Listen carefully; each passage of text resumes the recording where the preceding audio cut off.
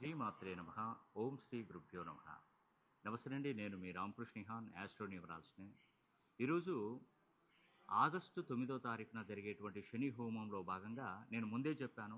భారతదేశంలో ఉన్నటువంటి కొన్ని ప్రముఖ శని క్షేత్రాలను దర్శించాలనుకున్నాను.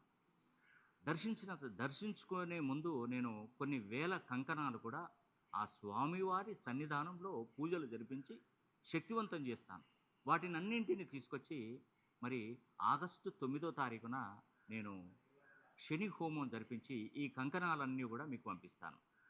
దీనికి మీరు మీ పేరు, గోత్రనామాలు పంపించండి. నేను శని హోమం జరిపిస్తాను.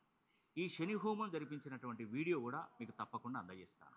ఇట్టి అవకాశాన్ని ఏలినాటి శని, అర్ధాష్టమ శని, అష్టమ శని నడుస్తున్న మేషరాశి వారు, మీనరాశి వారు, కుంభరాశి వారు, అదేవిధంగా సింహరాశి వారు అండ్ మిథున ధనస్సు రాశి వారు, ఈ 5 రాశులలో జన్మించినటువంటి వారికి తప్పకుండా శనీశ్వరుని అనుగ్రహం కలగాలి.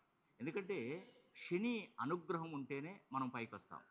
శని అనుగ్రహం లేదనుకోండి, వ్యాపారాలలో నష్టాలు, ఆర్థిక నష్టం, చదువులో వెనకబడిపోవడం, ఆరోగ్య సమస్యలు, డబ్బులు ఇచ్చింది తిరిగి రాకపోవడం, ఇన్వెస్ట్మెంట్ అనేది రాంగుగా మనం పెట్టడం, ఎక్కువగా రుణ బాధలతో ఇబ్బంది పడడం, ఇవన్నీ జరుగుతుంటాయి.